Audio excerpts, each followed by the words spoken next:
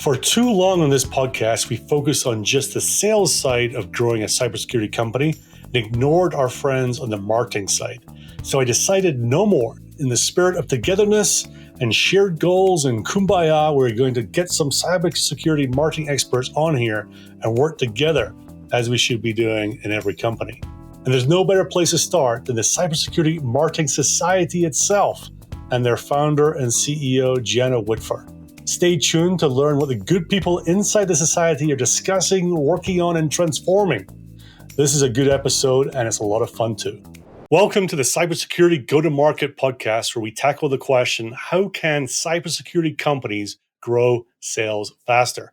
I am your host, Andrew Monahan. Our guest today is Gianna Whitver, founder and CEO of the Cybersecurity Marketing Society. Gianna, welcome to the podcast. Thanks for having me on, Andrew. I'm so excited to be here. Yeah, you're not the first marketing type person, let's say, that I've had on the podcast.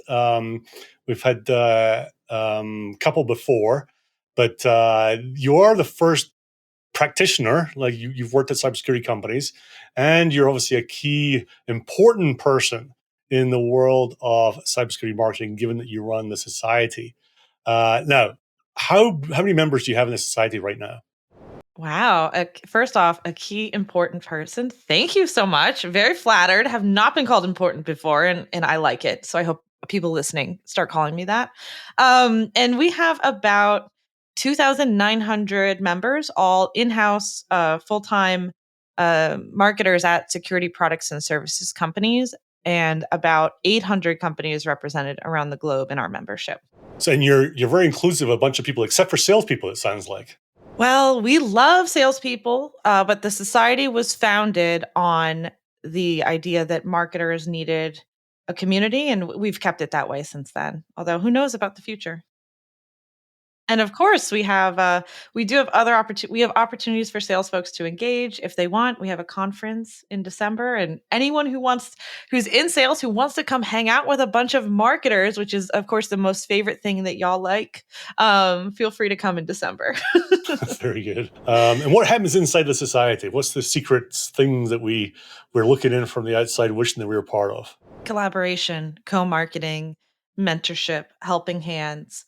Our community is built on the mission of helping marketers in this challenging, technical, fast-paced, and constantly changing industry succeed in their careers. And so we have all these opportunities inside the society for marketers to work with each other, to help each other, to make connections across all these different industries. Security is collaborative, and security marketing can be collaborative too.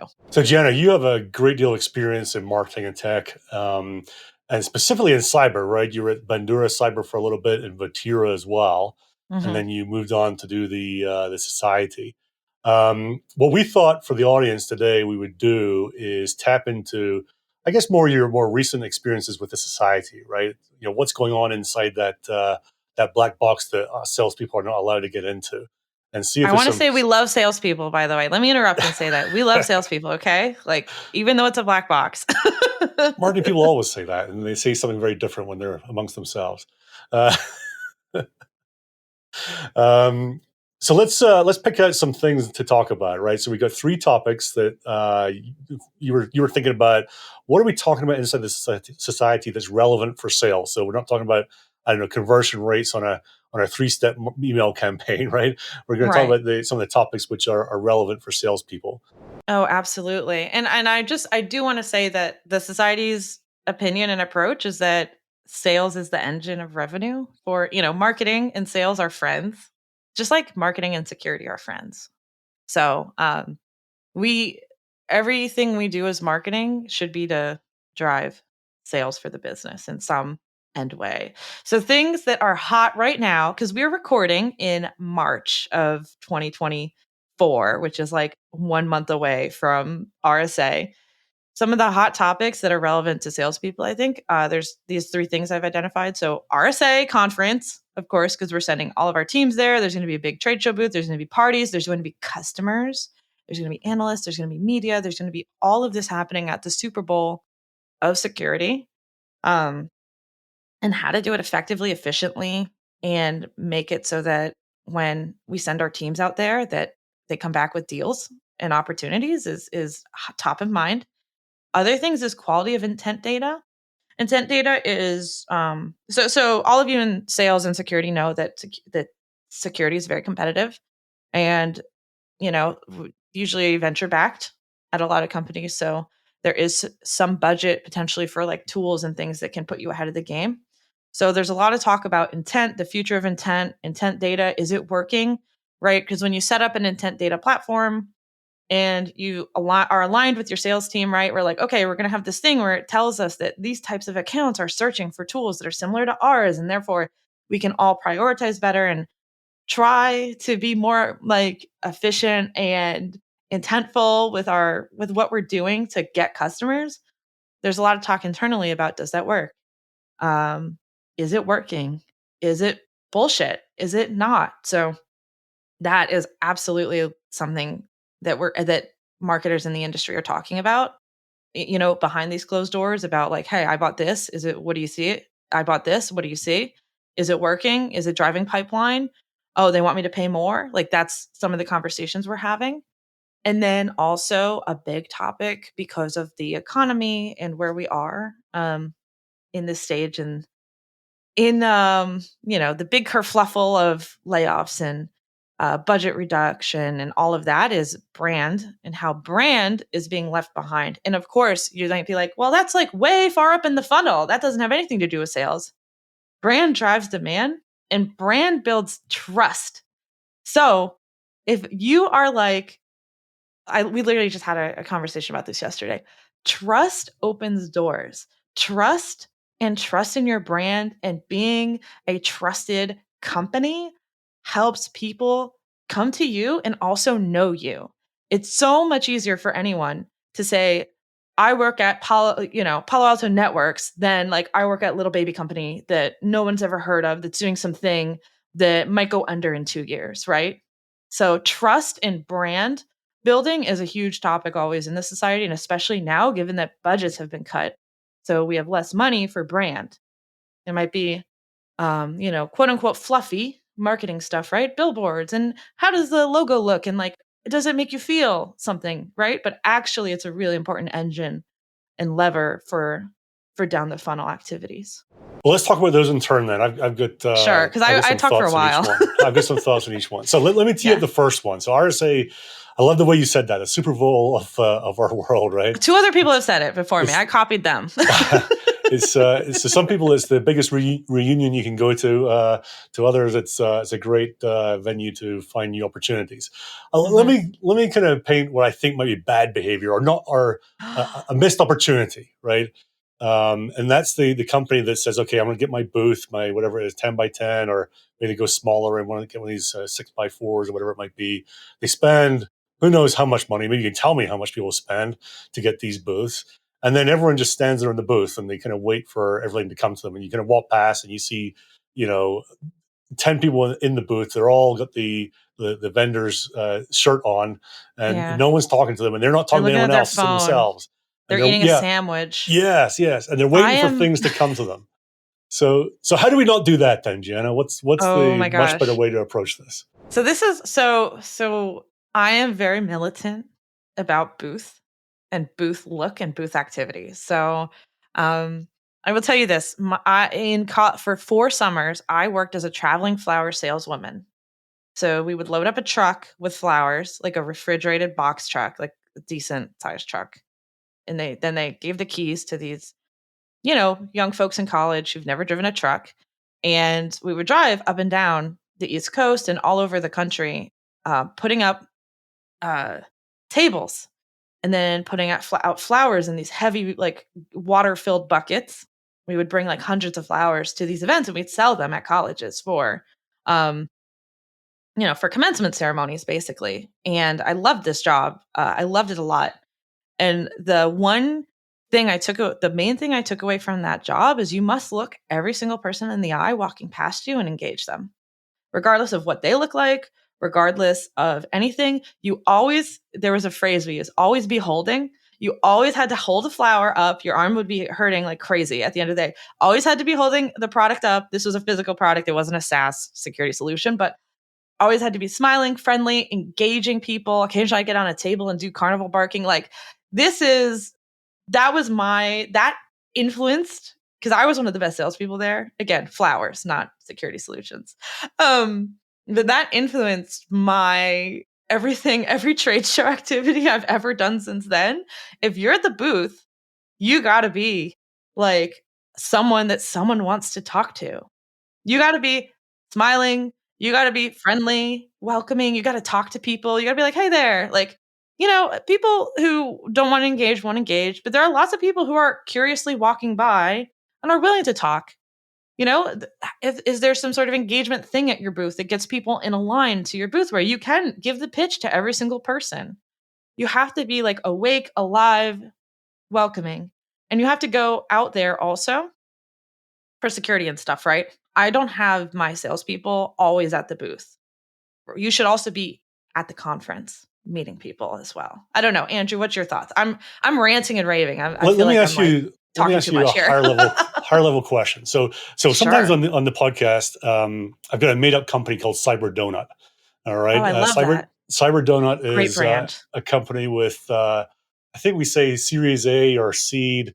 They've got 5 to 8 salespeople. They've got 20 customers. They're trying to, classical early stage cyber company. They've got something that they Yeah, think is really cool. They're trying to make their mark.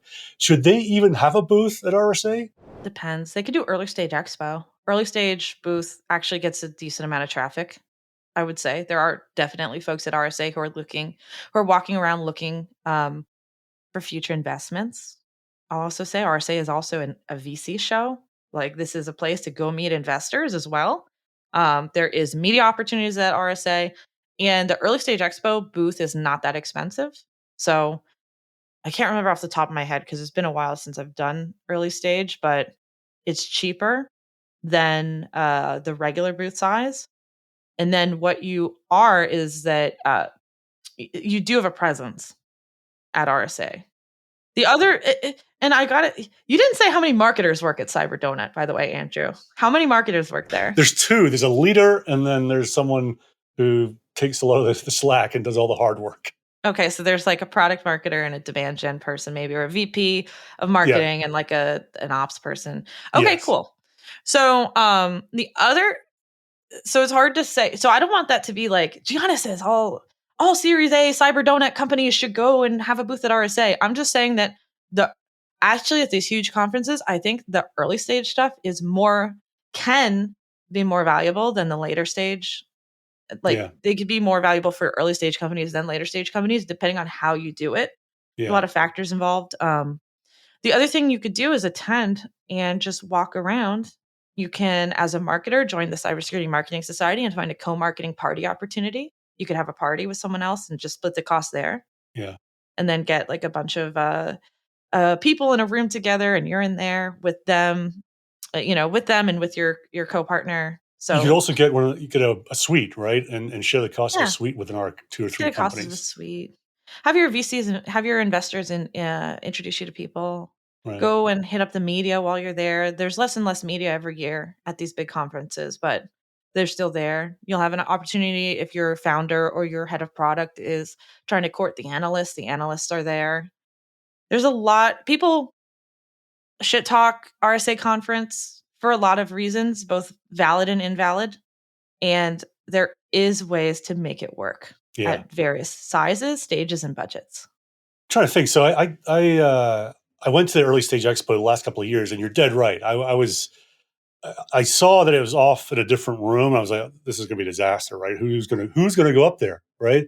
I walked in that room. It was packed. Every time I went in there, there was people. There was proper people as well, not t-shirt baggers, right? Proper people walking around Mhm. with titles, because they want to go and learn about these new companies. So I was super impressed with that.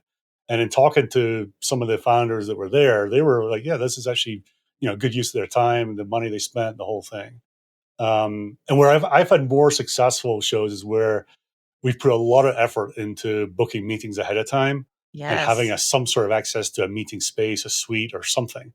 And it puts a lot of stress on the sales team because you're literally becoming someone who gets people to attend a suite because it's a good idea, right? But they're very valuable, both for top of funnel, but also for mid funnel opportunities as well. Right? If Hmm. you get to get the CEO, the founder, the CTO in a room with your five biggest deals, it's very valuable.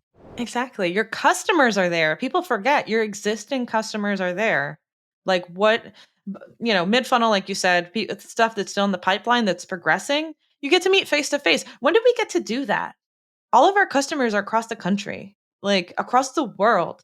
People come to RSA internationally from from other countries. People come from Singapore. People come from India. Like there, where you're selling, there is a. It's not 100% chance. There's a chance your existing customers are going to be there, and like anytime, my opinion, anytime we can like schmooze and hang out with our existing customers, get them excited, put your face in front of them, remind them that you're a person and they like working with you as a person and as a company, like that is gold. Yeah, yeah, for sure. Where do you stand on the gimmicks to get people to your booth? The last year there was a Tom Cruise lookalike, there was a T-shirt printing going on, there's people with bars. Where do you stand Mhm. on that sort of stuff? I love gimmicks. I'm going to say it. I like the gimmicks. It gets people in your booth, and then you could pitch your product while they're waiting in line, or you could talk to them while you're waiting in line. And all sorts of people like gimmicks because people like fun. It's even in our stressed out, Yeah, like very serious industry, we're all people humans, like right? fun. It's cool that it's silly and fun that Tom Cruise was there. I was at that booth. That was the Pickus booth. The Tom Cruise lookalike. People were there. People were coming to take photos. And then they would go to the counter they had and they talk to the founder and like chat and like grab a coffee. Like if you're gonna do a booth, you an element of fun is wonderful. You saw the Wiz booth. That was just wacky. Wasn't it Yeah, awesome?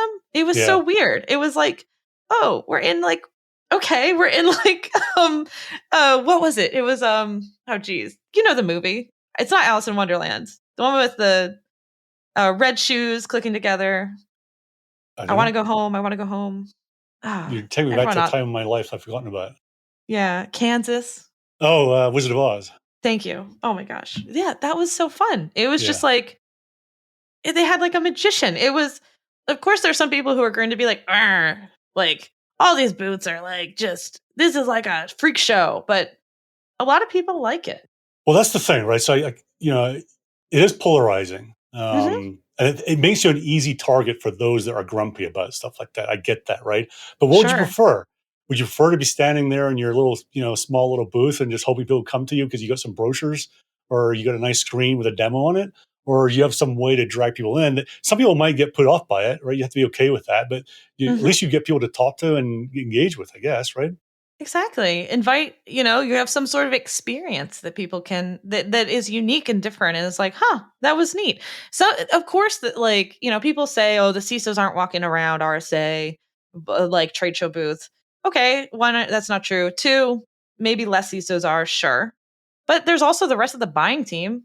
There's Yeah, like the people who use the product yeah. also walking around. And sure, it's polarizing, but you can't please everybody all the time. No, no. You And gotta do then if something to you stand out.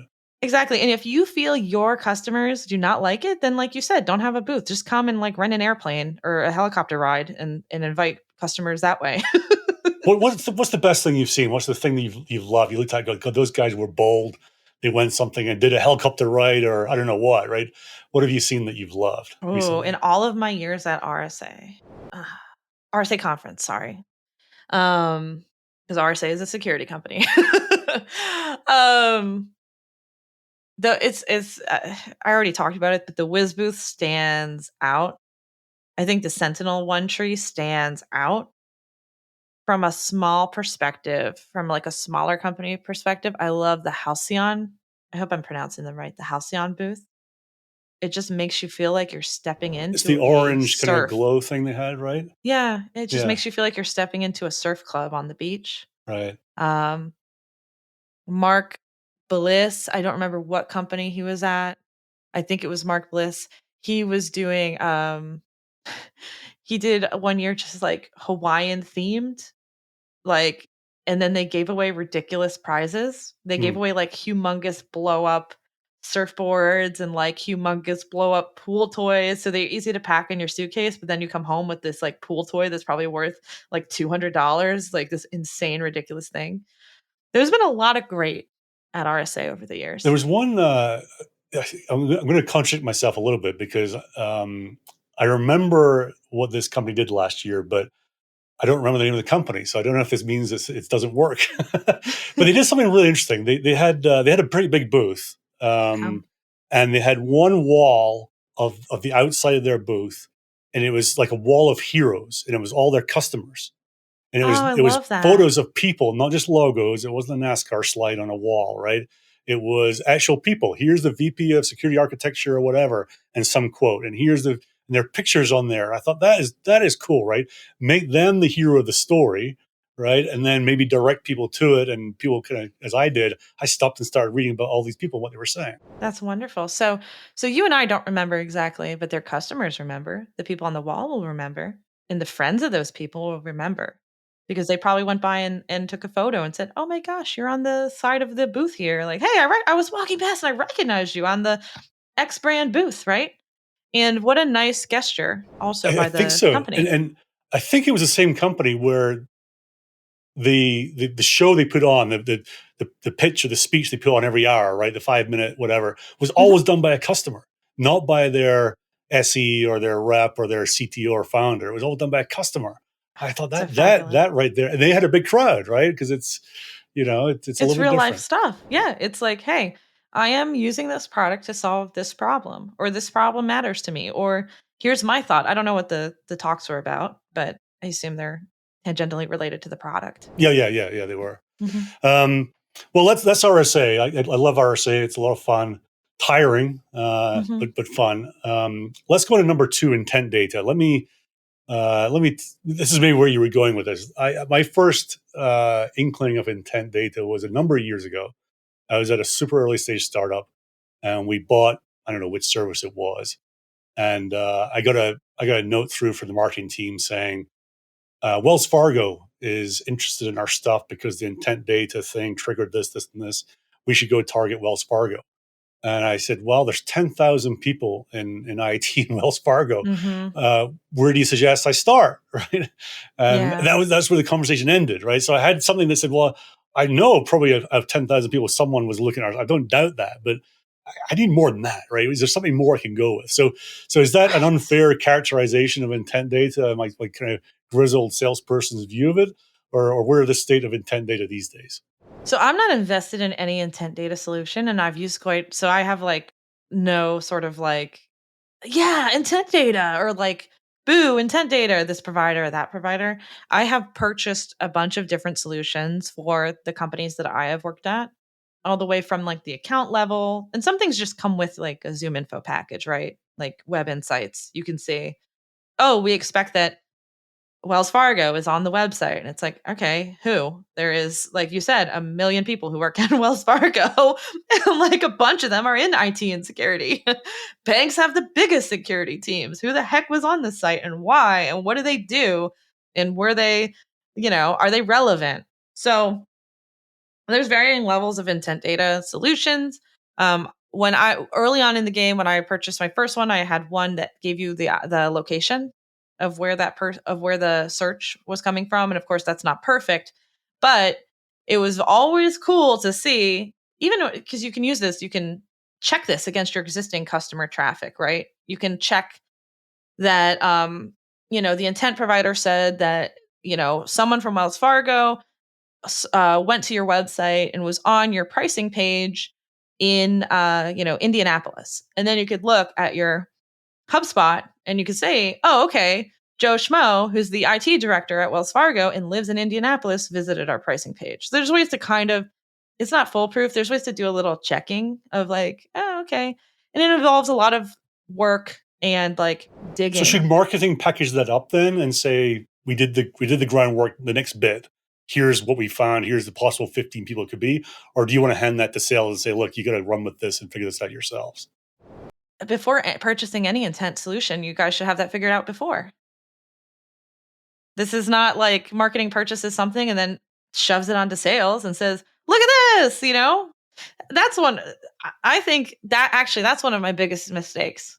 If we go back to that question, is once in an overzealous, super happy, aggressive, like, "Oh my god, this amazing intent data product will help us determine, help us, because right, these accounts, I've lived in my life at like the Series A level, right? So you're targeting enterprise is where I've lived my life. You're targeting enterprise. These accounts are huge. These accounts are prestigious. These accounts have 5 million people trying to contact them. Every single other security solution and product is reaching out to these accounts. How can you, and they're secretive. How can you, back end into who is interested in you so that we can help our sales team prioritize their time? Because an overwhelming, just like on the security team, an overwhelming amount of alerts is like kind of useless. It's kind of like, great, 400 things are interested, 400 ding ding dings, like, oh, focus on this, like that's gonna make everyone insane.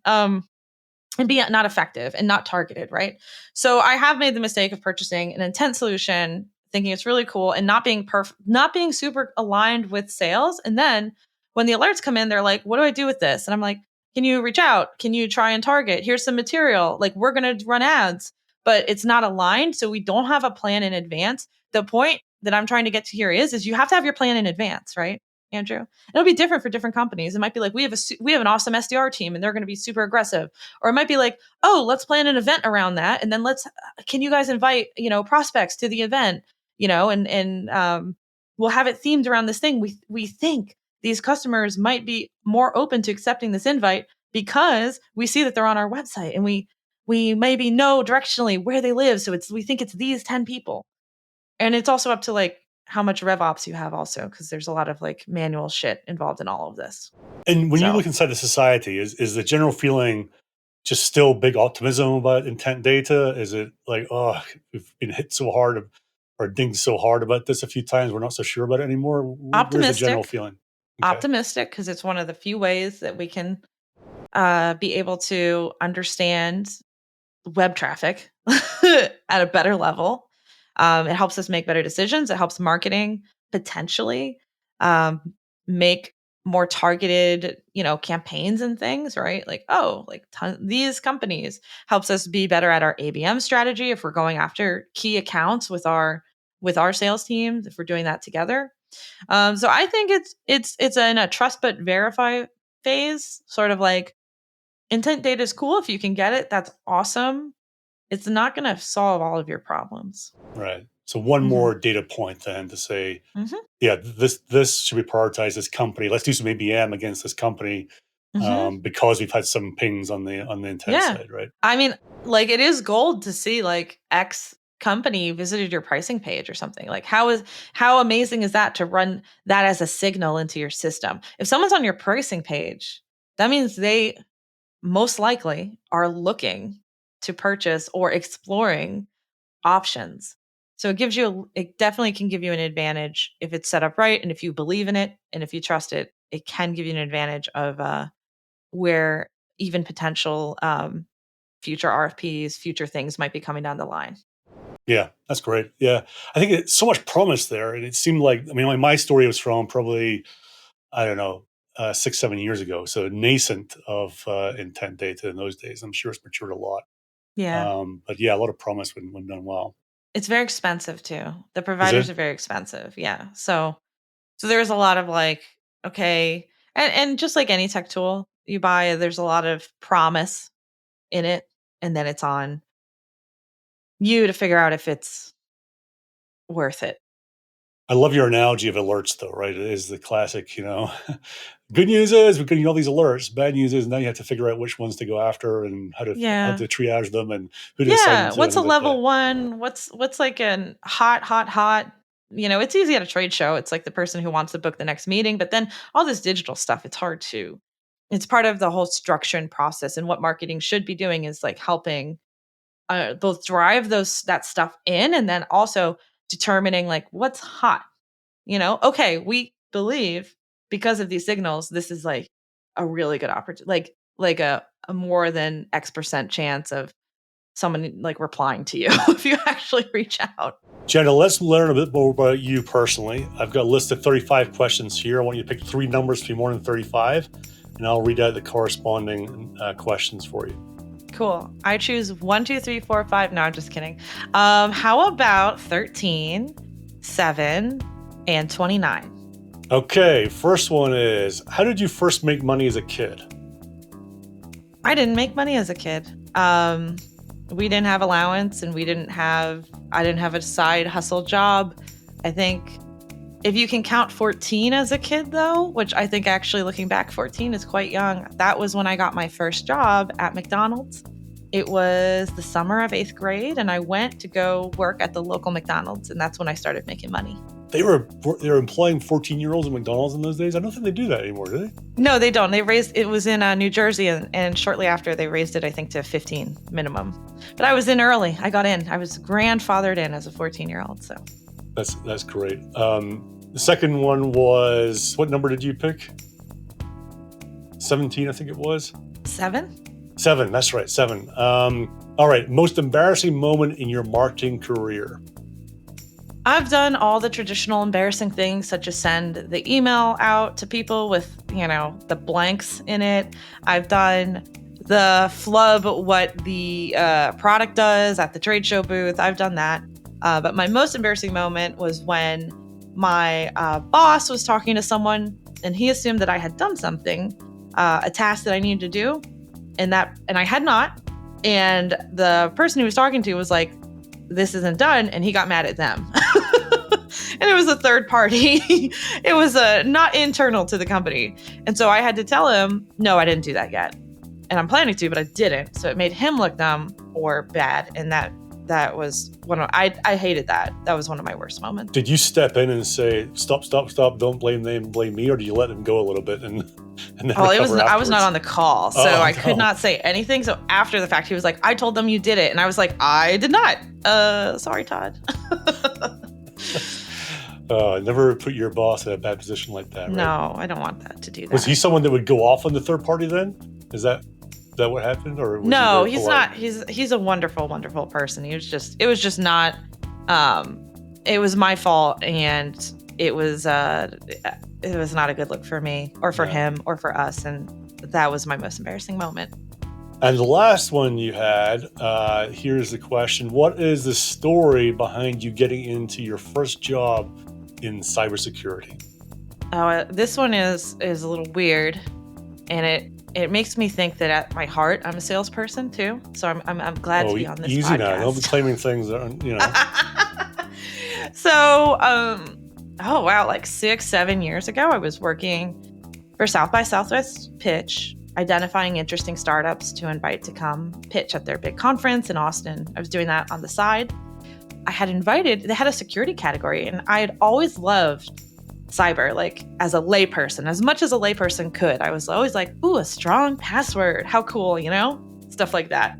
And so I had invited this interesting company that was based in Baltimore. I was like, oh, here's a cool startup. And they got in, and they got to come and pitch on stage at South by in front of a huge room of investors and potential prospects and customers at the big conference they have in Austin, Texas every year at South by. And I was feeling like I wanted to change my industry. I was in commercial real estate, investment and development at the time. And I had previously had experience in tech. And so I went up to them and I was like, hey, great job. Oh my gosh, I can't believe you got here. This is amazing. And do you guys need any marketing help? And they said, maybe. And then what I did was I emailed them every 2 weeks for the next 4 months until I got a job there.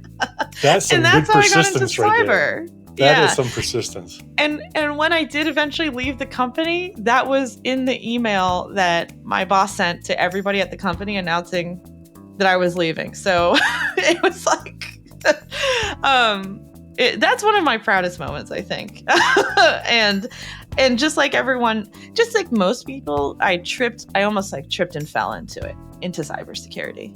What about that move then? What was the thing that worried you the most, that you're thinking, I really want to do this, but I'm not so sure about this thing here? Well, what worried me was that maybe I had become rusty because I was working in, again, commercial real estate, investment and development. I had worked in tech marketing before, but it's been several years. What worried me was that that I was rusty. When I got into the industry, it was very different. It was even different than my big tech job. It was, wow, this is really weird. There's so many acronyms. There's so much going on. There's all these buyers who are, grumpy. We're trying to reach these various titles. Like all the titles mean the same thing, but they're also different. And it was just a lot to wrap my head around. And that's actually why the society was founded. So I had met my co-founder, Maria Velasquez. She worked at a different security company at the time. She worked at a data diode company. I worked at a threat intelligence company. So we didn't compete. And I was asking her questions about the industry. I was like, what is RSA? Like, what the hell is Black Hat? Like basic stuff that just coming from another industry, you're like, boom, your head explodes. You're like, this is so weird. So she basically took my hand and helped me enter this industry and showed me the ropes. And it was so amazingly helpful to me. And that's why we started the society. Because I said, hey, wouldn't it be cool if we had, instead of just me and you, like learning and growing together? Because I was giving her, she would ask me things, I would ask her things, and we'd share our thoughts and our experiences in marketing. I was like, what if we got more people together? So we started a Slack community with 10 people in it. And then it's just basically organically grown to where we are today. Wow, I didn't know that part of the story. That's awesome. Mm-hmm. Yeah, it was weird entering this industry, and the help of others is what made me successful. And we want to pass that on to other people.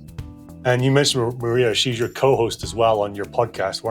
I'll butcher the name, so I'll let you say the name of the podcast. Absolutely. It is a long name. It is Breaking Through in Cybersecurity Marketing. There is also podcasts out there called Breaking Through in Cybersecurity, but we threw marketing on the end there. And it is on the Cyberwire network, N2K's Cyberwire network. Well, let's move on to brand, Gianna. Anyone that's been listening to podcasts for a while will have heard me rant about this a little bit. And I'll give you my point of view, and I'd love to get your thoughts from the society. Is that let's fight? No, I think I don't know. I think you might like what I say. As I feel like 3,700 vendors in cybersecurity, plus another couple of thousand resellers, another couple of hundred consultants. It's very noisy. All the channel, right? Like you said, resellers. There's also the MSPs, the MSSPs, there's thousands of them. System integrators, And my point is, this is not a time to be timid, right? This is the time to really think through your brand, to think through about how you want to have people meet you for the first time online, wherever it might be, and gain an impression of you. This is a time to actually be bold about these things and maybe splash a little bit so that people can notice you and get an impression. Wiz, lots of good things Wiz did over the years, right? And we could spend hours talking about it. But one of the things that looking in from the outside was they've not been shy about, they look a certain way, how they engage in a certain way, their messaging is tied into all that. They've done a very good job. And I kind of look at Wiz, I look at Mandiant back in the day. Mandiant was the absolute trusted, people to go to. Anything to do with breaches and investigations. And we didn't call on the experts. It was like default to Mandiant, right? Yeah. And that was hard won through Kevin Mandiant and, how he went about going to market. So I think it's super important. My general impression is that not enough companies are putting enough effort and time into doing this well. I don't know what you're seeing inside the society. Yeah, I mean, we just had an episode. You guys it'll be coming out soon, hopefully, with Aria Block, head of brand at Island. So Island popped on the scene just like a fully formed company. You're just like, whoa, this came out of stealth, and it's like a real company. And I think that use case, the use case of Wiz, like the example set that we just mentioned, do show the value of brand. The problem is that brand is not attributable, right? So brand, if you want to run a billboard or a big campaign or do something really cool that you cannot track back to clicks or to, Salesforce pipeline, or anything that's like a quote unquote metric. If you are a stealth company, a Series A, and the marketing team says, hi, we want to spend $300,000 on the brand, or something like that, 50,000 plus, right? How is that getting through? You have to have a team set in place that understands the value of the trust building that brand creates. And for most small companies, startups, Series A, early companies, that is an investment that doesn't show ROI off the It's bat, not producing or leads, it's right? The salesperson's yeah, not sitting there going, I love that thing you did. Here's all the leads I got from it. And then, yeah, when things aren't going, great and there's no flood of pipeline and fingers starting getting pointed a little bit, it starts going, well, we spent exactly. 300,000 on brand. And what do we get from that? Right. Right. Is it We did like a logo right? People think it's arts and crafts, it's design, that it doesn't right? matter, right? They think Right. it's arts and crafts. And Nimi Reichenberg used that, who was the CMO at Simplify, which was acquired by Google a couple years ago now. He says, we're constantly trying to push back against the idea that marketing is arts and crafts department, that we run around and we're like, oh, pretty colors, and like, ooh, uh pens at the booth, stuff like that, right? Of course we have to have a cohesive brand identity. We have to have swag for the booth, right? These are things that need to happen, and they're important. I'm going to say that. A But brand is not logo though, right? This is what people, no, brand is like, logo's a piece of brand, and yeah, brand is the identity and feeling of the company. It is that trust builder. yeah. So, but it's just going to be impossible for many companies to invest in that. It's truly impossible. So, I think a good example, one, because of budget, two, because of leadership who don't believe in that sort of thing. And I totally understand where CEOs and founders, are coming from. They're like, okay, we have X amount of runway, we have X burn rate. I hired two marketers, I gave them X budget, and we have a sales team. Like, we need to get deals in before we can invest. But that's just the state of the industry. And brand, I think, is more important than ever in this industry. Yeah, I kind of feel like it's. I think I heard this analogy the other day. I don't think it's my own, but it's like deciding to build a car and then saying that your investment in the design of the car and the way it looks from the outside is somehow not going to help people buy the car. You got to look at it That's a as a good one. whole and say, look, it's a package of goods. And then I heard someone else say you got to look at these things as almost like a VC might in terms of investments.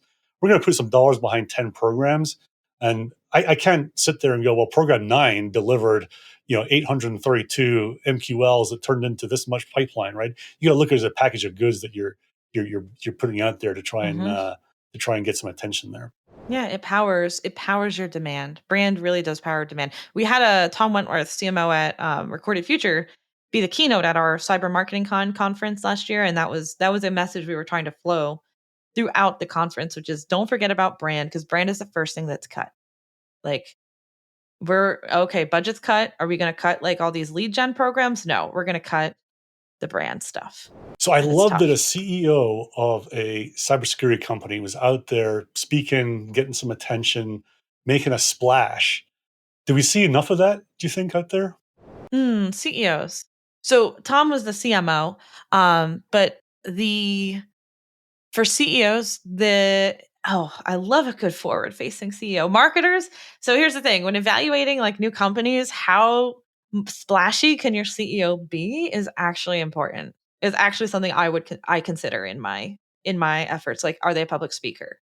Like, or are they just going to hide behind their desk and work on the technical things and not be able to share the exciting stuff about the product, the service, the category they're creating? So, yeah, I do think you see CEOs doing it well. Do you know, I forget his name, Dope Security CEO? Oh yeah, I forget, Kamal Agarwal, is I that? think so. Yes. Yeah, Um, he does a great job of being like a face. So on a small, on a very small team, everyone has to be a marketer. And if your CEO is a good marketer, that's such an asset to have internally. definitely is. I was at a company, cybersecurity company, 10 years ago, probably now, and our founder, CEO, CTO, 28-year-old. But when he spoke, people listened. He just had that thing, Yeah. and it was compelling. You'd see really grizzled either VCs or CISOs just start leaning forward and paying attention, and he just had that gift. And then I worked at a company after that where it was almost like the opposite. I know where I put my work in from after experiencing both. Put it that way. And then you look at someone like Mike Fay at Island, right? Yes. Very compelling when Mike talks. He has a way of doing it. Kevin Mandia, George Kurtz. Hmm. These people, when they talk, they just have that gift of communication that people just start quoting them, and they get all the attention that they deserve, and probably a lot more. Hmm. They become your media people. Same, I'm gonna also say same with the sales people. Like if you're a salesperson can build an audience, can I don't want to say become an influencer, but that's also a boon. At a previous company, I worked on trying to help train and tell the salespeople, not tell, but work with the salespeople on building their own presence as well, because it's a boon for your company now for your team to be like people that other people listen to. And then it's a boon for your career too. Like if you move to like I know everyone here knows that like a company typically is no longer like a lifelong job.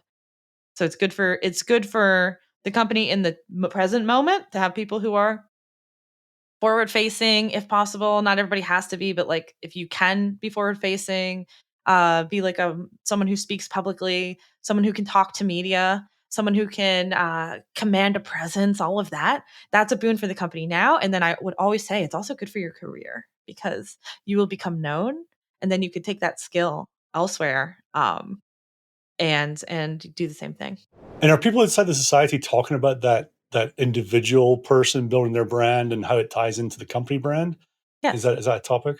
Oh yeah. I mean, because as a marketer, like the individual, so in terms of hierarchy, so let's just take LinkedIn as one example. In terms of hierarchy of interest of posts, company posts are low. Nobody gives a shit about your company's post. Like you will post, oh, we have this big release, great. Like hopefully all your employees share it, right? And hopefully it gets some attention that way. But is really interesting is when you have faces in your post. Posts with faces, like team photos that tag people, that show people, always, always, always, always, always get more engagement and more views and more exposure than posts that are just like cool threat thing. So internally, yes, there's a whole like division of like for if you're a social media manager, there's this whole part of your job which is like employee presence on social platforms. Again, I'm boiling this down to LinkedIn.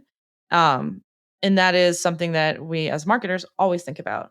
Like, can our teams speak? Can we get more people in product to talk? Because usually they don't, or development, because usually they don't want to. Um, can we get people in front of the media? Can our salespeople talk on stage instead of sending our founder everywhere? Like there's this mix of activities that all employees have a part of in the sort of like the social presence and influencer presence of a company, if that makes sense.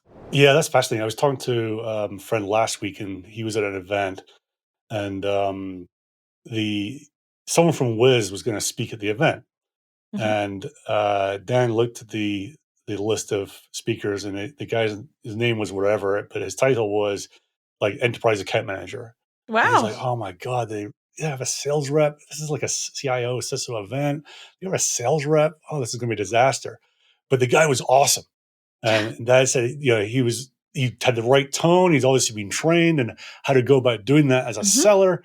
The whole thing. And I feel like, well, if you're as a seller, you can put yourself in a position where you're able to do that, and you don't feel like you got to get there and pitch your company. Where you're talking about challenges and issues in the industry and things like that. Then you're elevating yourself above everyone else. And this Exactly. guy was You basically putting himself in the same bucket as the CEOs who were talking at the event, and he was just a seller, at Wiz. exactly. He they do a lot of this in internal, I think, sort of like support of the employees. Like you'll see Wiz is like everywhere and all the employees love Wiz and they drink the Wiz Kool-Aid and it's great, right? So it's amazing that, like you said, a salesperson comes up at the same caliber of content and talk, right? They know the story, they know the category, they know the problems. They are a trusted seller, they're a trusted partner to these CIOs, CISOs, and potentially CEOs. They are. It puts you at a level that is, and sales is a legitimate, like it's a great job. Like salespeople are important. They are the revenue engine of companies. Like without sales, there wouldn't be an IT department anywhere. There wouldn't be CISOs. There wouldn't be marketing. Like sales is really, really, really important. But people look down on that salesperson who can't, who does go up and just does a pitch. So this can absolutely, if you can like learn the story, learn storytelling, like work with your marketing team. Ask them if they have any support or resources. To be honest, they might not, because it might be Cyber Donut, and the two people there are desperately trying to get you set up for RSA, right? Like it might be like, we don't have like something right now, but let them know you want to be like a forward facing person. Like, oh, I'll speak, I'll do a video. Oh, we need a little snippet on, what is MFA, or like what's the state of cloud security. Have your salespeople, if you're a salesperson who wants to start being more forward facing, like raise your hand. Of course, it's not going to immediately lead to revenue for you. It's not like doing a like meeting a customer or prospect or something, and you might be too busy as well, but if you have that time, like, why not? I love that our discussion around brand went down to what Mhm. a salesperson can do. I mean, it's not just an amplification of the company brand, but their own personal brand and how you want to position yourself. And I love that we were able to get there. Jenna, this has been a great conversation. We're kind of out of time right now. Super interesting hearing the perspective that you have, and also, people inside the society. If someone wants to get in touch, what's the best way to do that? Absolutely. And I love to be on, because I think we didn't even go through half of like be on again, because I don't think we went even through like half of our convo, our talking points. People can contact me at Gianna at super long URL. Gianna at cybersecuritymarketingsociety.com. Gianna is spelled Gianna. I would love to talk with anyone who wants to. Also, hit me up on LinkedIn. I am listed as co founder and CEO of the Cybersecurity Marketing Society. You can find me on LinkedIn. Happy to chat with anyone who wants to talk more about any of these topics. And we'll see you at RSA, I presume, right? Are you coming to our party? Oh, I've not been invited. Well, it is Sunday on May 5th. It's right after the booth build closes that day. It's at 5:30 to 7:30 at Novella. It's a ticketed event, but we are marketers and we know how to throw a party. So I hope to see you there. Love it. Look forward to it. Good to chat, and look forward to seeing you again in San Francisco. Awesome. See you soon, Andrew. Thank you so much for having me on. Really appreciate it.